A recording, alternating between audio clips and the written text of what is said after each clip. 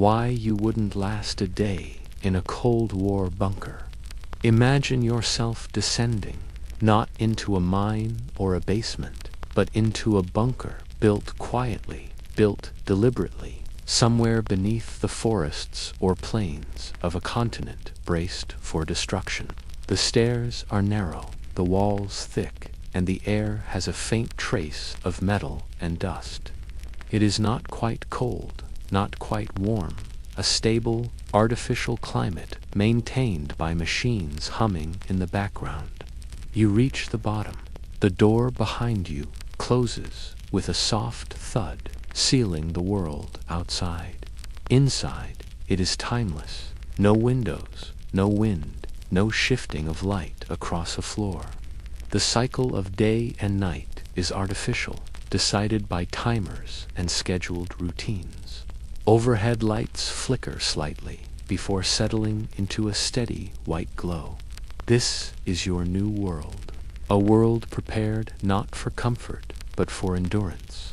Cold War bunkers varied in design, but they shared certain principles: function above all, self-sufficiency, redundancy, and most of all, survivability in the aftermath of nuclear war. In the United States, these shelters ranged from small family units buried in backyards to vast government installations like the Cheyenne Mountain Complex in the Soviet Union, where paranoia often eclipsed practicality. Entire subterranean systems stretched out beneath cities capable, at least on paper, of sustaining life for months. Yet, what does it truly mean to live inside a bunker? Consider your day. You wake up not to sunlight, but to a buzzer. Lights switch on in your sleeping chamber, shared, likely, with others.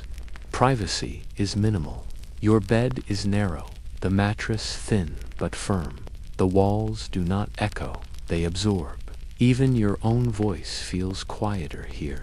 You make your way down a short corridor, past sleeping quarters, into a communal area that serves as kitchen, mess hall, and gathering point. The air is filtered constantly, sometimes with a dry, faintly burnt odor, as machines churn tirelessly to remove any trace of contaminants. Meals are simple: rehydrated vegetables, canned meat, mostly stew, thick and salty, crackers sealed in foil, water purified through chemical tablets, leaving a subtle taste of iodine. There is little conversation. Voices are kept low, restrained by the knowledge that the world above may already be lost. Radios murmur in the background, static, updates, drills, always drills. Each day is structured carefully, sometimes to the minute. A schedule helps maintain morale, or, more precisely, it prevents the creeping spread of despair. Morning inspections, equipment checks, airlock maintenance, fire drills, training on emergency protocols. For those stationed in high-level facilities, military or government bunkers, there may be meetings, coded messages, or simulated wartime operations. For civilians, it is often simply the monotony of waiting. Waiting for news, waiting for orders, waiting for the all-clear that may never come. The human body reacts curiously to life without sunlight. Circadian rhythms begin to drift. Some feel perpetually tired, others jittery and irritable. Skin grows pale, eyes strain in the artificial glow. Sleep becomes irregular, troubled by dreams that are difficult to remember but impossible to shake. Time itself begins to blur. Is it Monday or Thursday? Does it matter? There are no trees in a bunker, no breeze, no open space. The ceiling is low, the floor smooth and slightly damp. You can hear every step, every breath, every mechanical sigh of the life support systems. Even silence here has a sound. Perhaps there is a recreation room, a few battered books, a deck of cards, perhaps even a reel of old film played on a worry projector. The laughter that occasionally bubbles up is subdued, often fading quickly into thoughtful quiet. For those with radios or monitors, there may be reports, sometimes reassuring, more often cryptic or grim. You might hear of cities now silent, of skies once bright, now dark with ash, of a world that may never be the same. And yet, life continues, not icily, but persistently. Hair is still cut, journals are still written. Some may attempt to grow small plants beneath grow lights, though most fail to thrive.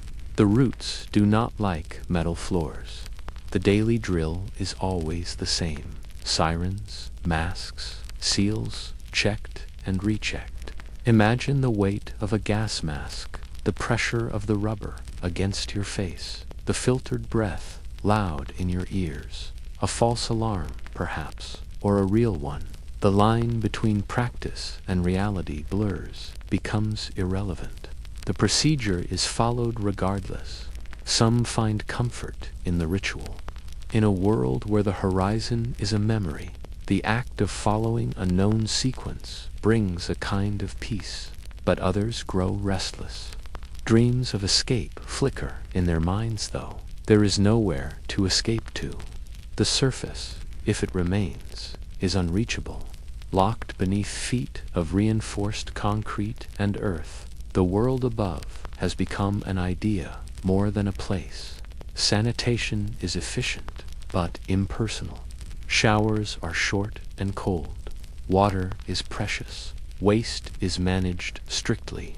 The smell is mostly masked, but never absent. The scent of chemical cleaners, recycled air, and people who live too close for too long becomes a background, presents subtle, but inescapable. Some bunkers had doctors. Most had medical kits. Infections spread slowly, but once they did, they were hard to contain. There was little room for quarantine, and fewer options for treatment. A small injury could become a serious concern. A fever, a point of communal anxiety. And then there is the noise you do not hear, the sudden absence of bird call, of wind against windows, of traffic and distant voices. In a bunker, quiet is not peace, it is weight. And yet, slowly, imperceptibly, you grow used to it. As the lights dim on schedule, signaling night, though it is indistinguishable from day, you return to your bed. The sheets are rough, but clean. You close your eyes and listen. The constant murmur of machinery, the occasional cough, the distant creak of metal contracting with temperature. You drift off, wondering what waits above, or if anything does. Living in a Cold War bunker was not about survival alone. It was about surrendering the natural rhythms of life to an artificial world measured, maintained, monitored.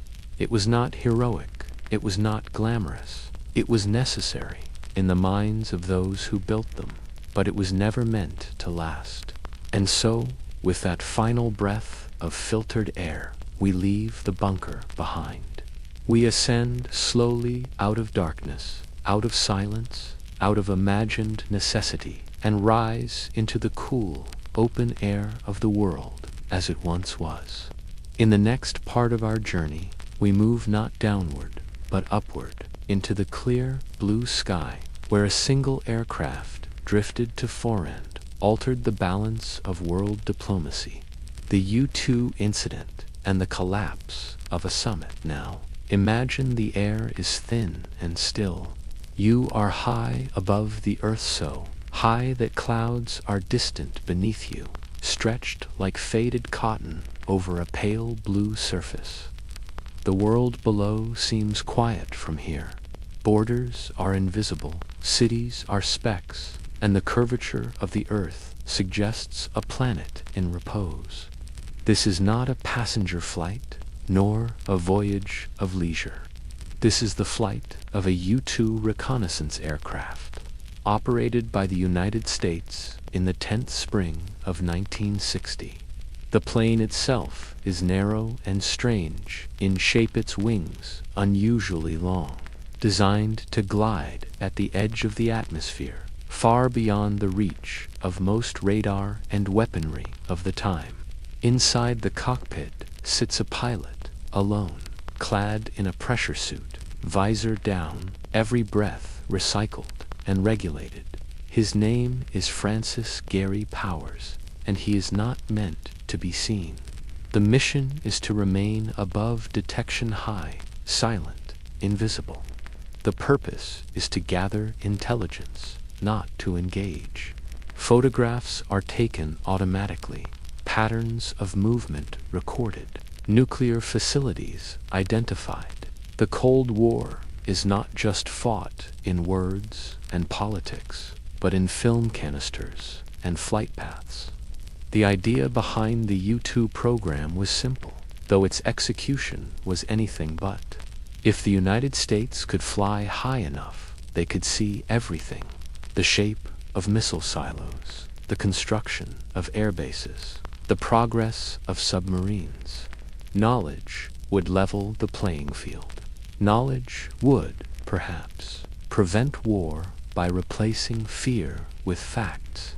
But on May 1st, 1960, things did not go as planned. As the U-2 crossed into Soviet airspace, something unexpected occurred. Despite its great altitude, over 70,000 feta, Soviet surface-to-air missile found its mark. The explosion did not destroy the plane entirely, but it was enough. Powers ejected. The aircraft spiraled downward, crashing into Soviet territory. Here, the air is no longer calm. Imagine the sound as the plane breaks apart.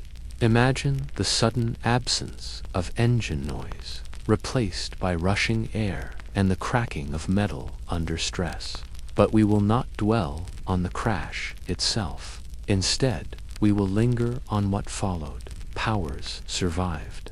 He was captured quietly. The U.S. government, unaware that he had lived, issued a statement. The pilot was conducting a weather mission. The aircraft, they said, may have strayed off course. It was an unfortunate accident, but the Soviet Union, with the remains of the aircraft and the pilot himself, knew otherwise. They waited. Let the Americans speak. Let them explain.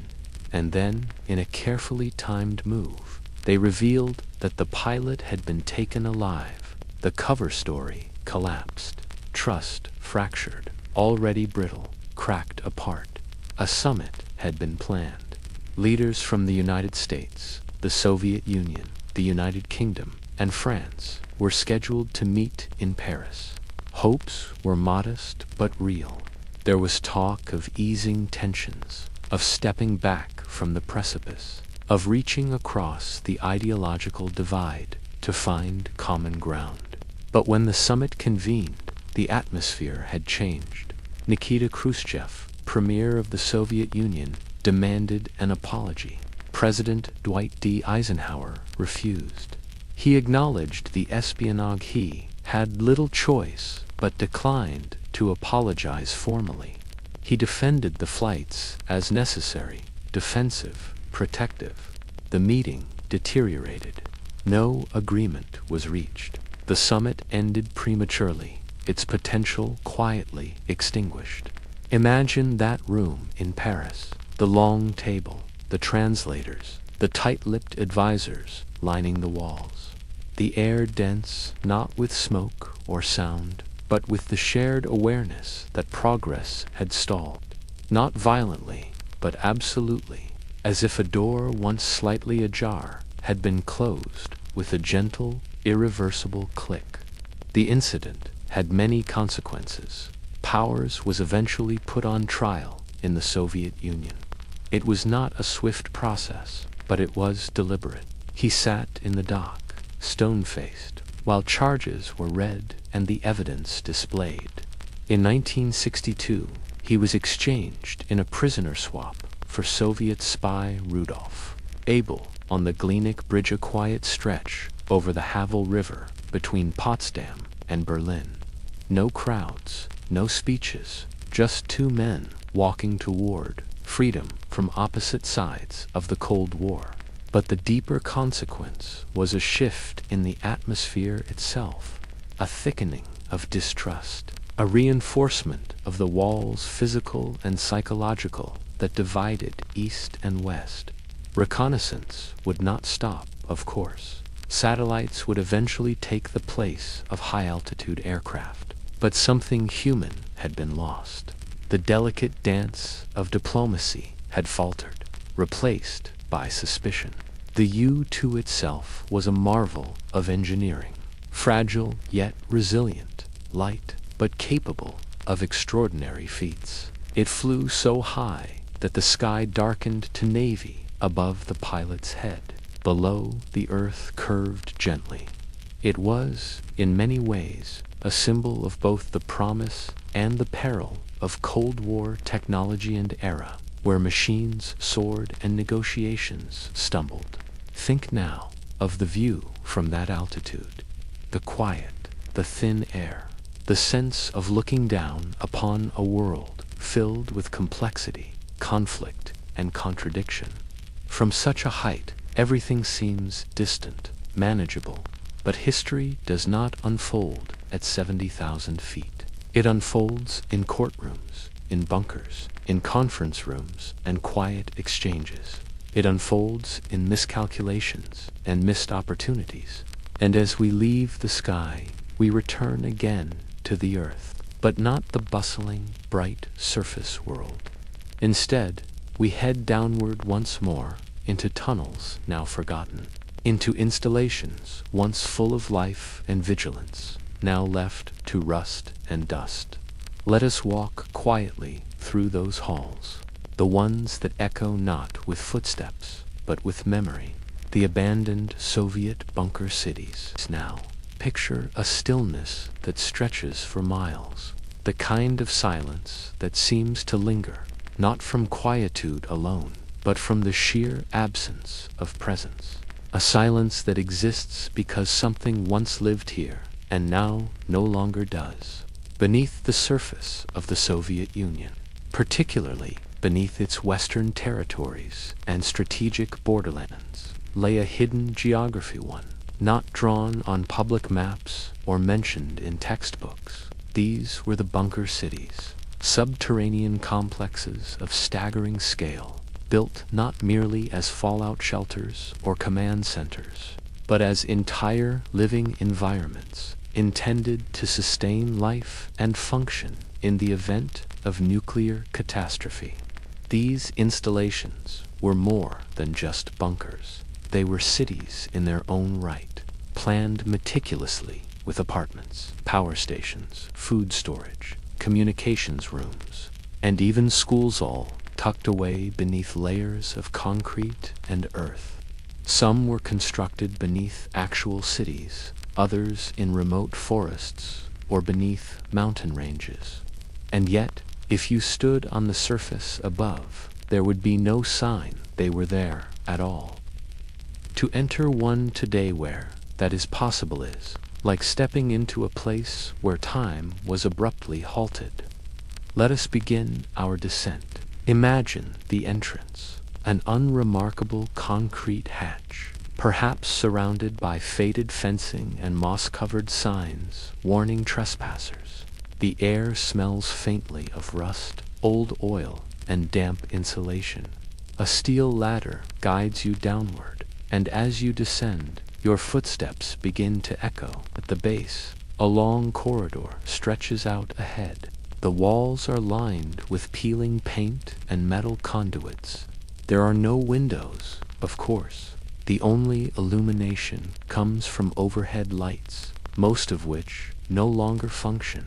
The few that do flicker softly, giving the hallway a strange rhythm of light and shadow. To your right, a set of double doors once led to a command room. Inside, consoles sit silently, their dials motionless, switches unflipped. In places, you might find old notes left on clipboards, the writing faded but legible, communication logs, inventory lists, daily duty rotations, a world suspended. These facilities, in their prime, were full of sound and motion. Generators thrummed with power. Ventilation systems churned recycled air through kilometers of ductwork. Canteens served hot food. Loudspeakers called staff to drills or updates. The rhythm of their lives was dictated by routine, by contingency, by preparation for events they hoped would never occur. Now, in the stillness, only traces remain. In a residential block, you pass through rows of rooms, their identical doors half open or sealed tight. Inside each is a bed frame, perhaps a rusted locker, maybe even a forgotten pair of shoes. Some facilities attempted to provide comfort-styled kitchens, communal lounges, bulletin boards where once notices and photographs may have been pinned. But even in their prime, life here was constrained. The ceilings were low, the air perpetually dry, the sense of confinement ever present, and yet people lived here, sometimes for months at a time during training rotations. In periods of heightened tensions, such as during the Cuban Missile Crisis or various NATO-DUG operations, the installations were occupied and fully operational, waiting in quiet readiness. Workers, soldiers, engineers, and officials shared this space. Their lives were governed by protocols, their interactions shaped by rank and function. In some of the larger cities, there were even underground transportation systems, small electric trolleys or maintenance vehicles to carry supplies through long tunnels. Warehouses stored vast reserves of grain, canned meats, iodine tablets, tools, and fuel. Everything was catalogued, numbered, stored with care. Some installations had mock classrooms used for instruction or morale building. Here, children of key personnel might have learned arithmetic under fluorescent lights, surrounded by concrete and the faint hum of filtration fans. Imagine a chalkboard in a room with no windows, rows of small desks bolted to the floor, a globe, outdated even then, listing countries whose borders had already changed. The air down here is heavy, not dangerous, but tired. A smell of insulation, mildew, and old paper settles in your lungs. You walk further and find a medical bay. Cabinets still hold faded vials and cloth bandages. An examination table, its surface split from age, waits silently in the center of the room. There are no patients. There is no one left to heal. The reason these places feel so haunting is not just because they are abandoned, but because they were so fully prepared for a future that never arrived. Every wire, every bolt, every corridor was part of a Vishnu plan for survival in a world undone by war. And when that war did not come, the need for these cities slipped away. Some were simply sealed, others repurposed. A few were dismantled or scavenged. Yet, in many corners of the former Soviet Union, beneath hillsides or deep forests, the bunker cities remain, rusting, silent, forgotten by most, remembered only by the earth that continues to press gently above them. Think for a moment about the effort it took to build them, the millions of hours of labor, the tons of reinforced concrete, the logistics of feeding and housing hundreds or thousands underground. These were not short-term solutions. These were deep commitments to a vision of resilience, a belief, however grim, that life might continue after the worst. But life underground has its own cost. The absence of sunlight, the slow decay of air quality, the psychological strain of enclosed living. Some who worked in these bunkers reported dreams filled with tunnels. Others, upon returning to the surface, found daylight almost painful. Their eyes had adapted to darkness. their ears to silence. And yet, these cities were never meant to be permanent. They were transitional spaces, bridges between disaster and recovery. They existed because the Cold War world imagined a future where survival itself might be victory enough. As you retrace your steps and begin to ascend, notice how the air changes. The echo diminishes. The smell of earth begins to replace that of machinery. You emerge again through the hatch, blinking at the light. However dull it may be, the world above feels vast once more. The sky, unfiltered, stretches out in all directions. You are no longer surrounded by concrete, but by trees or grasses, or perhaps the quiet crumbling of old brickwork and moss-covered fences. The past, down there, waits patiently. But here, on the surface, we continue. Now, we shift our gaze from those who followed orders in the shadows to those who gave them from behind sealed doors of power. The next chapter in our journey will take us to the very heart of Soviet control, the Kremlin's inner sanctum, a place not buried underground, yet no less sealed from the world. Life in the Kremlin's inner sanctum. Now, let us step away from the subterranean corridors and the flickering bulbs of the bunker cities. Let us climb upwards, slowly, gently, through a different kind of isolation. This time, we enter a place not hidden beneath the earth, but veiled in ritual, secrecy, and silence.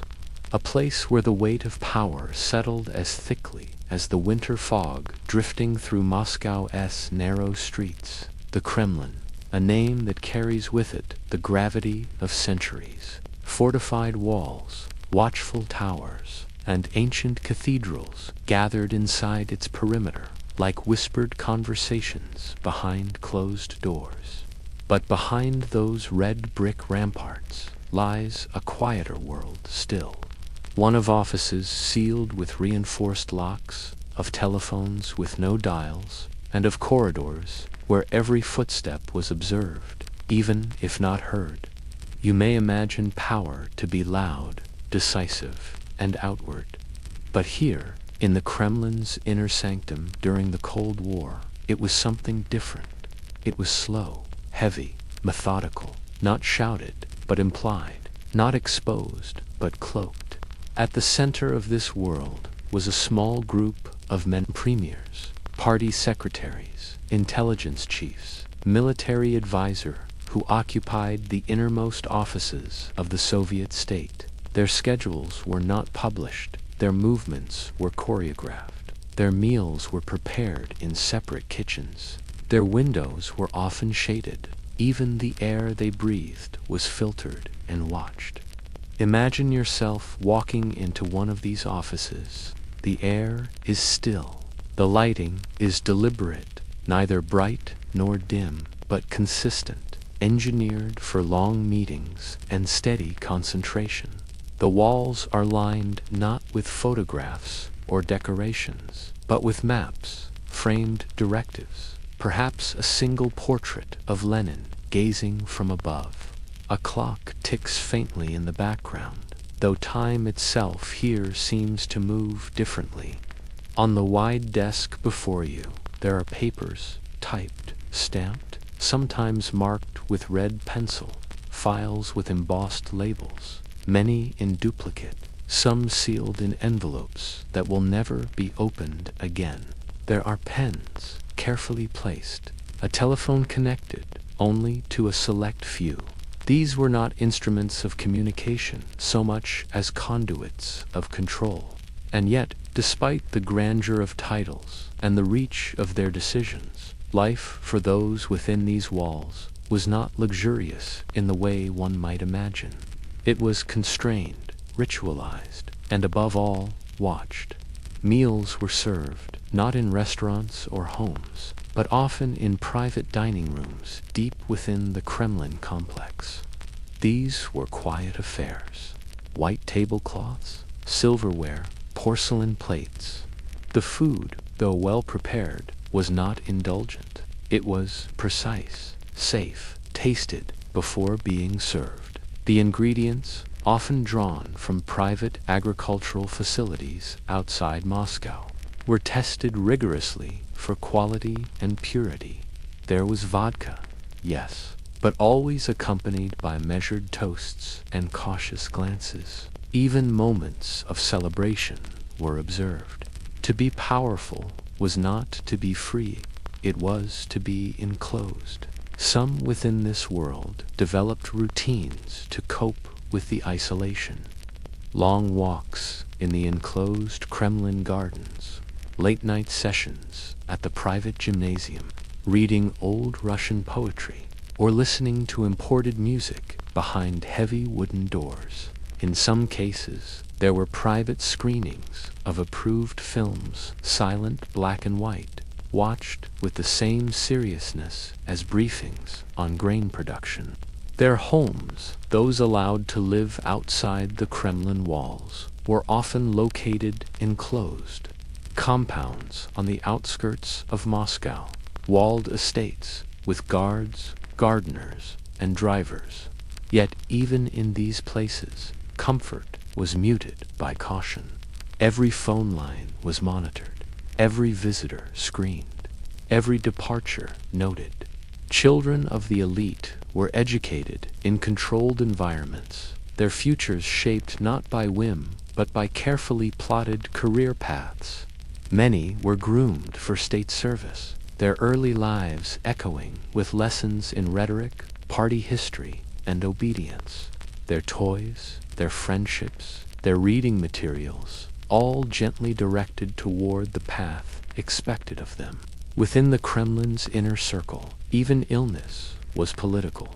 A cough, a weakness, a moment of disorientation might be enough to begin a quiet transfer of influence.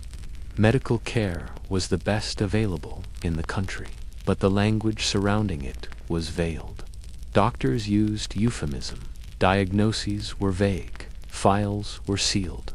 There were entire clinics reserved for senior officials, where patients were referred not by name but by number. Sleep, too, was different here. Not always restful, not always welcome. Many kept odd hours. Sleep came in short intervals between reports, briefings, and urgent consultations. And when they dreamed, if they dreamed, it was often in the language of command, decisions, consequences, and contingencies. There was no laughter in the Kremlin's hallzat, least none that lasted. Jokes were a currency, too expensive to spend freely. To joke was to expose, however briefly, to reveal discomfort.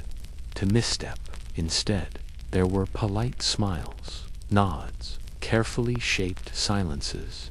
And yet, amidst this atmosphere of constant vigilance, there was also a quiet pride, a belief in the role they played, in the system they represented, in the survival of the Soviet project, and in their own duty to guide it forward, step by step, meeting by meeting, decree by decree.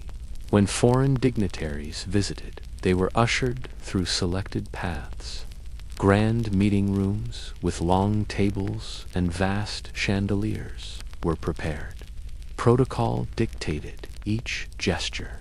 Every gift was catalogued, every phrase of greeting translated and transcribed. Behind it all, the Kremlin watched, not just the men within it. And when those visitors departed, when the corridors once more returned to silence, life resumed its slow, careful rhythm. The papers returned to the desk, the doors closed with their usual soft finality. A sigh, perhaps, but no rest. As you walk now through this inner world, the contrasts are clear between power and privacy, between surveillance and solitude, between the veneer of ceremony and the weight of responsibility. Eventually, you find yourself stepping outside the Kremlin walls behind you. The stars above, Red Square, stretches out, quiet and monumental. The cobblestones are worn smooth.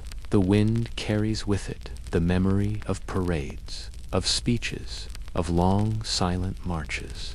And as we leave this world of guarded privilege, we return to our present moment, a place not free of complexity, but absent of such veiled control.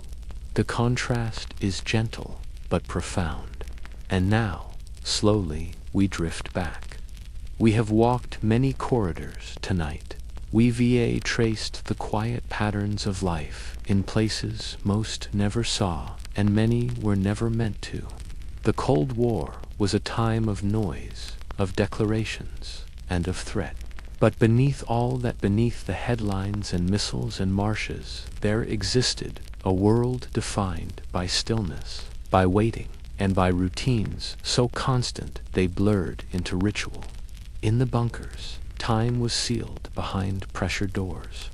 In the skies above, the U-2 quietly mapped the contours of a divided world, invisible to the people who lived beneath it.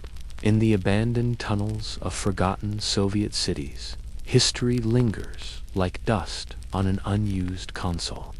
And behind the locked doors of the Kremlin, the machinery of control ticked slowly on, built on careful glances, carefully chosen words, and the relentless weight of expectation. And yet, through all of this, people lived.